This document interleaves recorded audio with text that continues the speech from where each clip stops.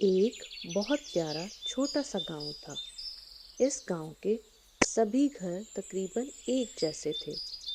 घर इतने करीब थे कि कोई भी आदमी छींक मारता तो दूसरे घर तक आवाज सुनाई देती। इस गांव में सबसे मशहूर आदमी मक्खू चाचा, जो सबके घरों की खिड़कियों के बाहर मक्खी की तरह चिपके रहते। कहीं भी शादी होती तो सबसे पहले पहुंचते, और कहीं लड़ाई हो रही होती तो वो लड़ाई में कूद पड़ते। लोग जो बात छुपाने की कोशिश करते, वो बात मक्खू चाचा खिड़की के पास कान लगाकर सुन लेते। मक्खू चाचा की एक बकरी थी जिसका नाम था गुलाबो। वो सफेद रंग की मोटी ताजी बकरी थी। मक्खू चाचा इसे अपने हाथों से खाना खिलाते। ये लो मेरी प्यारी गुलाबो, घास खाओ और खुश हो जाओ। एक दिन मक्खू चाचा अपने घर के बाहर चारपाई पे बैठे चाय पी रहे थे। गुलाबो इनके पास थी। वो कुछ देर के लिए घर के अंदर गए। बाहर आए तो खोंटे पर रस्सी थी, गुलाबो नहीं थी। मक्खू चाचा के हाथ से चाय का कप गिर गया। मक्खू चाचा ने जोरदार चीख मारी, गुलाबो! इस चीख को सुनकर मुर्गे मुर्गियां शोर करने लगे। बख्तू दादा, जो कई साल से बिस्तर पर थे, वो उठ बैठे। ये क्या हो रहा है? मैं कहाँ हूँ? और ये कंबल क्यों उड़ रहा है? फौरन पंचायत बुलाई गई।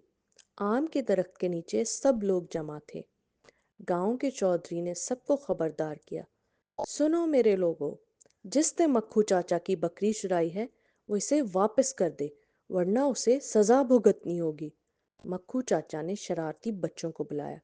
मेरे प्यारे बच्चों, तुम्हें मेरा साथ देना होगा। घर घर जाकर तलाशी लो। हमें एक साथ मिलकर गुलाबों को ढूंढना होगा। फिर मक्खू चाचा ने फसादी औरतों को बुलाया। क्या तुम सबने देखा है? कुछ भी सही नहीं है। सब ढूंढ रहे हैं, लेकिन गुलाबो कहीं नहीं मिली। हमें फिर से कोशिश करनी होगी। उस लम्हे टीटू सामने आया, मक्खू चाचा का भतीजा। वो इंतहाई चालाक और होशियार बच्चा था। उसने मक्खू चाचा के कहने पर 3 मशकूक लोगों के नाम नोटबुक में लिखे। पहला मशकूक आदमी नथु दादा, जो अपने घर के बाहर बैठे चाय पी रहे थे। नथु दादा, गुलाबो कहाँ है? मुझे क्या पता। देखो नथु दादा, झूठ मत बोलो। खुदा की कसम, मुझे नहीं मालूम गुलाबो कहाँ है। टीटू बोला, चाचा मुझे लगता है नथु दादा बेकसूर है। हमें शरीफू चाचा से पूछना होगा। शरीफू चाचा इनके सवाल करने पर दुखी होकर जवाब दिया, मक्खू भाई, मेरा बकरा चंदू पिछले हफ्ते ही मरा है। मैंने गुलाबो को क्यों चुराना था? मक्खू चाचा इसकी बात सुनकर दुखी हो गए। फिर उन्हें कुछ याद आया। हाँ, बंटो फुफ्फो, जिनके कद्दू के खेत को गुलाबों ने खराब कर दिया था। बंटो फुफ्फो गली में मटक मटक कर चल रही थी।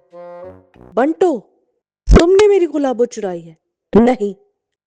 मुझे यकीन है तुमने ही चुराई है। पहले तुम्हें मेरे उजड़े खेत का हिसाब देना होगा। 500 रुपए का नुकसान भरना होगा। टीटू इस बहस में बोल पड़ा।